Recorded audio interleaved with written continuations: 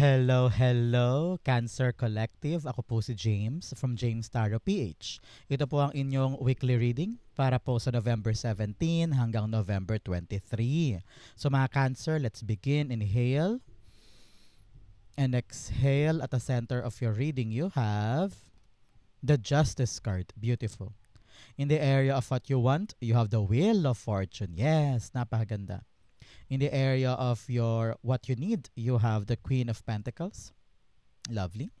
In the area of what's affecting your current energy, wow, Nine of Cups. Alam mo na, Cancer, kung lagi po kayo nanonood sa akin sa tuwing lumalabas si Nine of Cups, ito na yung moment mo to make a wish because it will be granted for you. Congrats po. In the area of your near future, you have the Queen of Cups. Wow, very, very beautiful. In the area of your challenge for the week, you have the Empress card. In the area of your fortune, you have the Four of Cups. Beautiful. Napakaganda. In the area of your divine messages, you have the Tower card. At ang outcome niya po for the week, Cancer, ito po yun. Mamaya sabay-sabay natin siyang bubuksan at the end. But first, mga Cancer, thank you po muna sa mga donations po ninyo. Saka po sa mga hindi nag-skip ng ads. Ilang po yung tanging paraan para po supportahan nyo ako every time na meron po tayong free reading para sa cancers dito sa ating channels. So sa mga hindi po nag-skip ng ads, thank you po sa inyong lahat. So, ang nasa background ng inyong energy for the week, you have the Death card. Okay, now is the time for you to transform. Okay, Cancer? Things are ending this week. Kung ano man yung mga bagay na mahirap, nakakapagod, or nakita ko rito yung paghihintay tapos na yan. Or yung mahirap na parte ng isang bagay ay patapos na. So, you need to really tell yourself na kung kailangan ng tapusin. Kung kailangan ng i-end. Kung kailangan ng kompletuhin, dapat ng kompletuhin. Okay? Nakita ko rito, ang kailangan mo this week, Cancer, sumabay ka sa agos. You need to be flexible enough this week. Kung meron dapat baguhin, nandoon ka para baguhin. Kung kailangan mag-adjust, nandun ka rin para mag-adjust. Ito ay manifestation para sa iyo, Cancer, this week to be really, really aware of yourself and of your surroundings. Alam mo kung ano yung realidad ng buhay mo, realidad sa paligid mo na kailangan mong i-address so that you know kung saan ka nagkasayang ng oras at saan ka hindi nagkasayang ng oras. You need to really figure out this week kung ano yung mga kaputol-putol na at mga dapat ng tantanan, kumbaga. So, wag ka mag-alala. Kung meron mang aalis, meron darating na bago na mas maganda. So, now is the right time for you to ask yourself, okay, tanggalin ko na ba to? Tapusin ko na ba to? Tigilan ko na ba to? Mga ganyan. So, that will be a transformation mode para sa'yo. Okay? At the center, meron po kayong Justice card. Si Justice card's all about cause and effect. Okay? So, sa pagtatapos ng isang bagay at pagsimulaan ng bago, kayo po ay nire-require ng yung spirit guides na aralin ang isang bagay. Para daw sa mga bagong darating, alam mo yung mga pantapal mong solusyon or pangremedyo mo sa mga magaganap. Cause and effect, ibig sabihin kung ano yung bawat hakbang dapat daw pinag-iisipan so that you will know the result or the consequences na maaring maganap. For this week, narinig ko, sabi ng yung spirit guides, you need to follow the rules. Okay? You need to abide to the law. Hindi pwedeng kagawa ka ng kakaibang bagay na hindi mo masyadong pinag-isipan at baka mapahamak ka pa. You really need to listen. Some of you, sabi na yung spirit guides, wag basta-basta maniniwala sa mga naririnig or mga pinangako. You need to dig deep. Kailangan mo daw mag-research. Kailangan mo daw alamin mismo sa'yo. Ikaw mismo aalamin mo kung totoo ba yung mga impormasyon o yung mga binibigay sa'yo. Kapag nalaman mo na kung ano yung mga dapat baguhin, kung ano yung yes or no, magiging madali sa'yo ang umaksyon. At magiging madali sa'yo ang pagputol sa mga bagay na marirealize mong hindi pala para sa'yo. Okay? Ngayon, this week also, bring back the balance in your life, Cancer. Sa mga puputulin natin, sa mga titigilan natin, kailangan talaga ngayon grounded ka. Parang sabi mo, okay, I need to get back into my right order, no, of my life. alagaan ko yung importante, and then wag ko nang panghinayangan pa yung nawala. I need to balance myself and still work with my life for myself and my family moving forward. Okay? Clarify natin to. Justice card. Siya nga pala Cancer, since ito po ay isang weekly reading, isulat mo naman sa baba sa ating comment section bilang inyong manifestation board, yung babang yan, isulat mo dyan yung mga kine-claim mo na balak mo matupad this week. For example, I claim this week ay makuha ko na yung visa. I claim this week na masagot na yung pinilahan kong trabaho. O kaya I claim this week mabayaran na ako sa utang ng kaibigan, mga ganyan. So, comment mo yan sa baba, it will come true. Okay? The Justice card. The Five of Swords, yes. You are very, very much masakit ng ulo or gulong-gulo na sa negativity ng mga nangyari sa buhay, and you just want na magkaroon ng matibay na pundasyon or matibay na aksyon sa isang bagay. Ayaw mo na ng paiba-iba. Ayaw mo na ng magulo. Ayaw mo na ng hindi sigurado. Some of you parang, alam mo yun, yung nasa bingit ka ng yes or no, yes or no. Nasa alanganing state ka, kumbaga. Kaya gusto mo ma-assured eh. For example, sa isang trabaho, no, wala pang kasiguraduhan, halimbawa, kung tanggap ka o hindi. Kaya ngayon sobrang inaalala mo yun. Sabi mo, ano bang dapat kong gawin para ma-make sure ko na may panghahawakan akong sagot or bagay for me na kumalma, no? But this time around, a Cancer, kayo po yung pinapayuhan na yung spirit guides na wag mo nang isipin pa yung negativity sa mga nagaganap. You need to think positive, and lahat ng pinagdaanan mo, gamitin mong bala ito at lesson para bawat hakbang mo tama.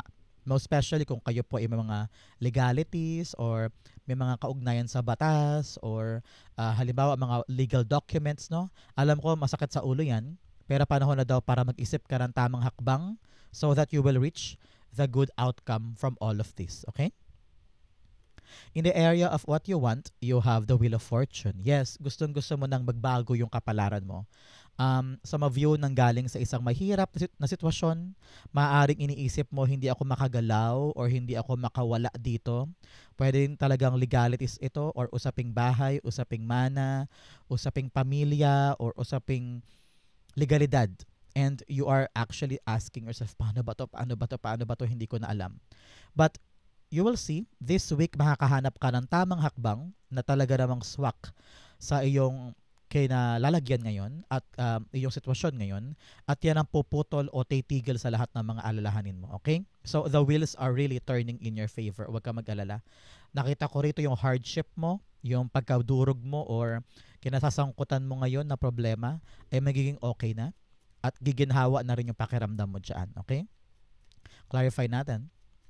Siya nga pala Cancer, since ito po ay weekly reading, curious ako, no? Saan po kayo nanonood ng ating reading for today? Comment down below. Saan parte po kayo ng Pilipinas o buong mundo nag-e-enjoy ng ating Cancer November 17 to 23 reading? Comment po down below. The Wheel of Fortune, the King of Pentacles. Yes, gusto mo nang maging sigurista, gusto mo nang matumbok yung dapat para sa'yo. Ayaw mo na ng alanganin, ayaw mo na ng hindi sigurado, ayaw mo na ng walang mapanghahawakan. Kaya ngayon gusto mo nang maging solido o maging matibay yung pundasyon pagdating sa iyong kaperahan. Ganon din pagdating sa iyong negosyo, iniisip mo yung mga paraan kung paano to iikot pataas, kung paano ako kikita ng malaki or magkakaroon ng mas malaking income. Ganon din pagdating sa iyong trabaho, Cancer, no? Parang naghahanap ka ng paraan para maging permanente or matibay yung lagay mo sa isang trabaho o career path. At nakita ko naman dito very, very dedicated ka. So, the wheel will continue turning in your favor. So, fortunate ka this time. Congrats po. In the area of what you need, you have the Queen of Pentacles. The Queen of Pentacles, you need to nurture daw yung mga bagay na mahalaga sa'yo at yung mga bagay na dahilan kung bakit ka kumikita ngayon at nagiging paraan para ma-provide mo yung mga needs mo for you and your family. Sabi na yung spirit guides, panahon na daw this time around, Cancer, to really maging seryoso daw sa isang permanenteng kita, no? Kung meron ka ngayong inaasikaso, Cancer, na negosyo, sideline, or passion project, o trabaho, o career path, kung ano man yung source of income mo, narinig ko dito, alagaan mo daw. because that will be your source of income and source of resources pagdating sa mga pangangailangan mo. Um, Narinig ko rin, no time daw for distraction. Baka kasi ma-distract ka from a lot of things, left and right. Kaya kailangan daw nakatutok ka sa pagkakaperahan mo this week, okay? So that yung mga budgeting mo o kaya yung mga ina-anticipate mo na kita for the week na aasahan mong pera ay magamit mo para sa mga pangangailangan, okay? Queen of Pentacles, the Page of Swords, yes. I don't know why. Narinig ko para may darating ka daw bagong pera. Baka ito yung bonus mo this November or 13th month pay mo. But nevertheless, there will be good news coming in na magbibigay daw sa'yo ng good news pagdating sa iyong kaperahan. Ano, parang itong balitang ito, sinasabi na yung spirit guides, dapat mo daw ilaan para palaguin ha, hindi para umalpas lang. Parang nagkaroon ka ng bagong pera, tapos yun, lumusot lang sa kamay mo, hindi mo inisip kung paano siya tatagal or paano mo siya magagamit in your personal growth, parang ganyan.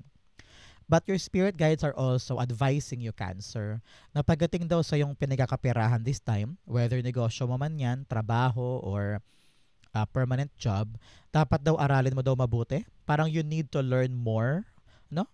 Maging matanong ka daw para magamit mo yung mga information na yan sa pagpapalago ng perang ito. Parang ganyan. So, for example, in your job, you want your income na lumaki, no? So, maghanap ka doon ng paraan. Mas marami kang naiintindihan, much better. Marami kang nare-research o nakakalkal, makakatulong daw sa iyo yan para palaguin ang pera mo. Ganon din pagdating sa negosyo, the more knowledge you have, the better makakatulong yan sa iyo sa paglago ng negosyo. Okay? In the area of what's affecting your current energy, you have the Nine of Cups. Napakaswerte mo, Cancer. Meron ka lang Nine of Cups, meron ka pang Wheel of Fortune. Talaga namang maswerte ka this time at meron talagang transformation na magaganap para sa iyo. Nine of Cups, nakita ko rito, ready ka ng aksyonan yung mga bagay na patungo sa iyong wish fulfillment. Meron kang hinahangad, pero kang pangarap na masungkit o makuha sa buhay mo this time. So ginagawa mo yung karampatang aksyon para makuha ito. Narinig ko some of you are getting the right permit, getting the right certificates or diploma or nakita ko dito naghahanap ka ng solido at legit na paraan sa kung paano ito maabot. For example, pangarap mo makapunta sa Japan para magkaroon ng solid na income for the family at magbago na yung kapalaran, parang ganyan. So, ngayon dinadaanan mo yung proseso. Halimbawa, in getting that visa, getting that job order, undergoing yung training sa isang agency, no? Lahat ng matinong paraan dinadaanan mo. Kahit na mahirap, masakit sa ulo, sometimes narinig ko parang gusto mo nang sumuko sa dami ng kailangang asikasuhin. Pero ito, ang nagbibigay sa iyo ng paalala na laban tayo, laban para sa pangarap, ganyan-ganyan. So, parang ganon example ko. Hindi ko sinasabing lahat kayo ay magja-Japan. Ginamit ko lang siya example in order for you to understand itong bagay na ito. So, kung ano yung mga dapat na paraan, Cancer, na kailangan mong gamitin or puntahan, do it. Because that is the safest and cleanest way para tumbukin tong mga pangarap mo na ito. Okay? So ngayon sabi ng yung spirit guides, maging aligned ka daw sa iyong wish. Ano ibig sabihin nun? Dapat daw handa kang yakapin at kumilos, magbigay ng effort para ma-meet mo, makasalubong mo yung wish para sa iyo. For example, lahi ko itong ginagamit. Balak mo maging singer, pero sa tuwing may audition, ayaw mo naman mag-apply o mag-audition. No? So, kung gusto mo talaga makuha ang isang bagay, papasukin mo lahat ng posibilidad at pintuan, makalapit ka lang doon sa wish na yon. Parang ganun. Okay? Nine of Cups. The Three of Pentacles. Ooh.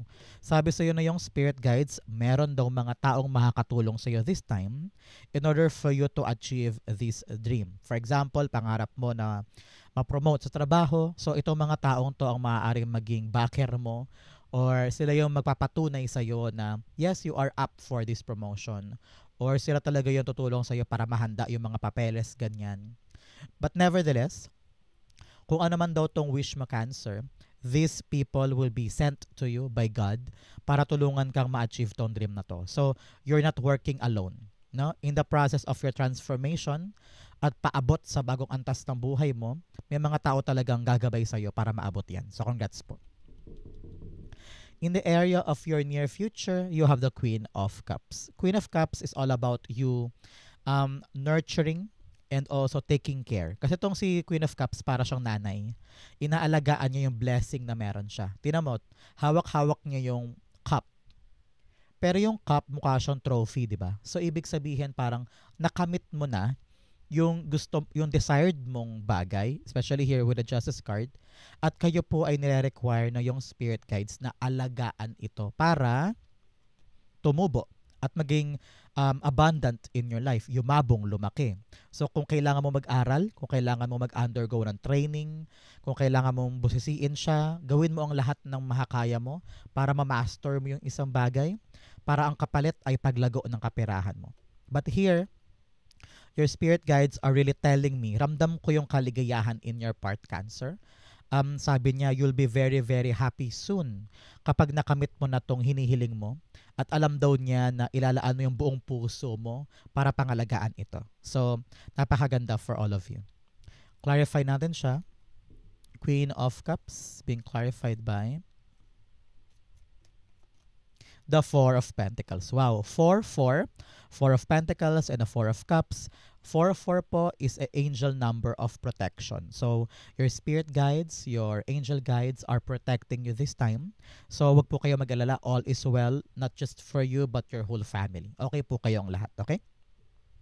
In your near future, Four of Pentacles clarifying our Queen of Cups. Nakita ko rito, sabi na yung spirit guides, alagaan mo daw yung mga bagay na importante para sa'yo.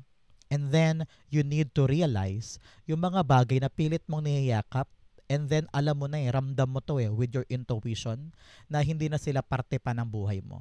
For example, meron kayong lumang talyer na pilit yung binabangon pero talaga namang luging-lugi na at hindi na rin nakakatulong sa income, puro utang pa. Halimbawa lang ito. So, parang you need not to rest yung bagay na yun. Sabi mo, sige, focus na lang tayo sa trabaho natin, sa iba pang nating negosyo.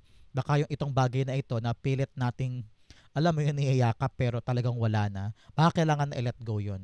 Kasi once daw na mag-let go ka ng mga bagay na hindi na para sa'yo or hindi mo na talaga need this time, doon papasok yung transformation. May darating na bagong bagay na mas higit pa doon sa bibitawan mo. Okay? Napaka-importante niyan. In your challenge, you have the unknown. Uncertainty is the only certainty there is. Surrender, curiosity, and faith. Sabi rito, ipagpasa Diyos mo daw yung mga bagay na hindi mo alam, mga bagay na hindi mo naiintindihan, at yung mga bagay na pinapangambahan mo. Wala ka namang magagawa, especially kung wala ka nang mapanghahawakan na, alam mo yun, yung gagawin ko lang yung makakaya ko, pero yung ibang bagay, sigad nang bahala. Especially yung mga uncertain things sa life mo. So, mas pataasin mo ang iyong pananalig sa Diyos. Let Him do His job for you. Gawin mo lang yung makakaya mo today, tomorrow, sa isang araw. Continue working for yourself. And let God do the magic. Okay? Another message, shedding illusions. Yes, sabi ko nga sa inyo, tanggalin na yung mga hindi totoo, di ba? The first step is awareness. The second is acceptance. Reality, honesty, and self-love. Yes, panahon na daw para basagin mo yung mga ilusyon at yung mga pilit mong inaakala na mali pala. Kailangan na mag-transform ng buhay mo, mga maling akala, mga maling paniniwala, mga akala ko ganito, akala ko ganyan, akala ko mahal niya ako, akala ko para sa akin siya. Pero now na maiintindihan mo na ilusyon lang pala lahat ng yun, babasagin mo na yung mga bagay na yan, puputulin na kumbaga, and you are now re-entering a new life for you. Parang ganun. In the area of your challenge for the week, you have the Empress card. Si Empress card, sinasabihan ka na yung spirit guides, Cancer, that this time around, mag-focus ka sa iyong sarili. Okay? Overworked ka na daw, pagod ka na.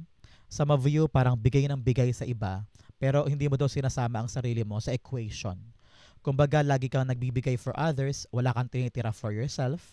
Kaya minsan siguro nararamdaman mo parang you feel empty or you feel so lonely or you feel like trabaho ka ng trabaho para sa iba pero parang hindi ka ganun ka-fulfilled, di ba?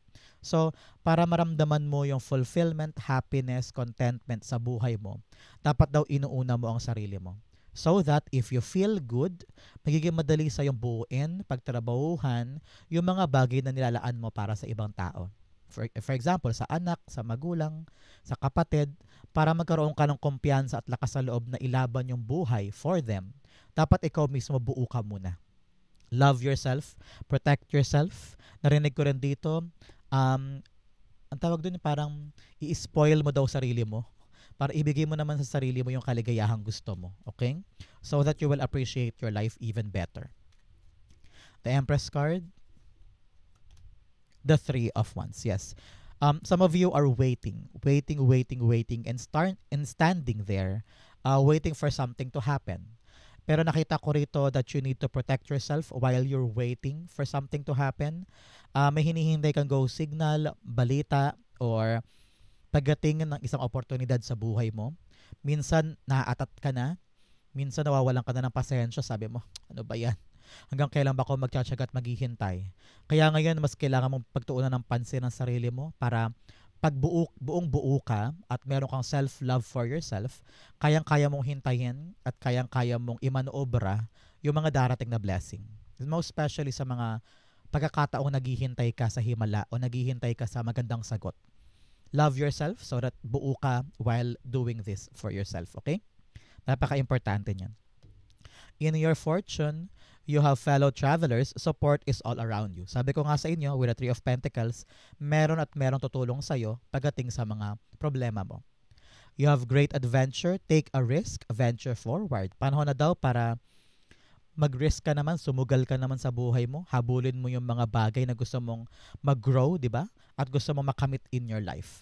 Alam ko nakakatakot, maraming kang iniisip na problema o aberyang maaaring maganap, pero kung iisipin mo step by step, hindi mo kailangan matakot, no? Pag napaghandaan mo naman yan, kayang-kaya mo yan. In your fortune, you have the Four of Cups. Si Four of Cups sinasabi rito, darating na yung bagong oportunidad dahil bored ka na, no? Talagang sobrang disappointed ka o nadismaya ka sa isang bagay before at hanggang ngayon dala-dala mo pa rin yung panghihinayang or kabusitan dahil walang nangyari sa mga bagay na yon. Pero wag ka mag-alala, this week there will be a new development. Maaaring magulat ka na lang, may biglang darating sa iyong balita na bagong trabaho, bagong sideline, or bagong pagkakataon sa buhay mo na hindi mo akalaing darating. So, ang clincher dito, tatanggapin mo ba o hindi? So, nasa iyo ang bola, Cancer. Are you gonna accept this new opportunity or new blessing from God na maaaring mag-transform ng life mo? So, nasa iyo ang pagkakataon. Kukunin mo ba o hindi? Parang ganyan. Okay? The Four of Cups, the Ten of Wands. Yes. Narinig ko dito that there will be a great adventure coming up for you. Siguro ngayon hirap ka na at nabibigatan ka, huwag ka mag-alala. Sa pagdating daw ng bagong oportunidad na to, gagaan na yung mga pasanin mo.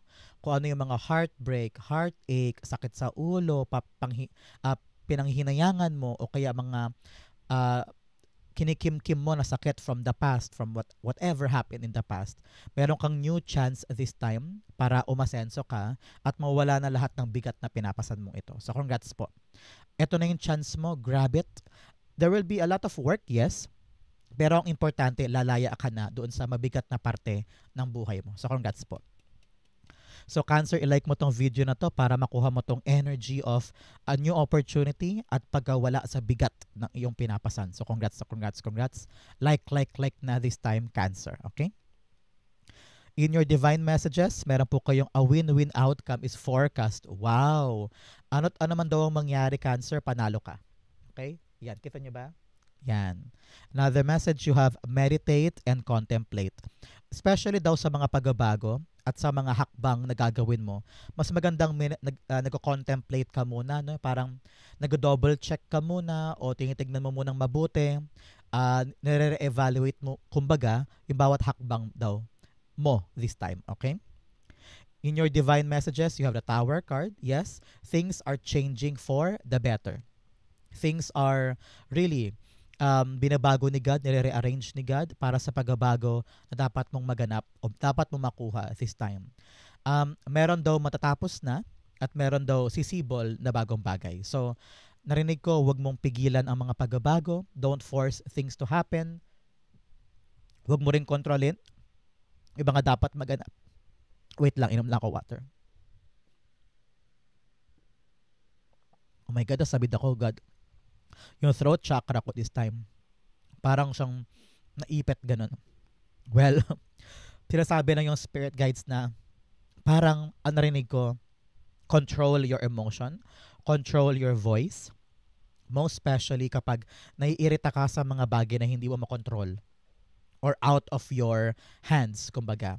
Don't make drastic decisions or don't say anything na hindi mo kayang panindigan, lalo't higit baka makapanakit ka or makasira sa diskarte mo.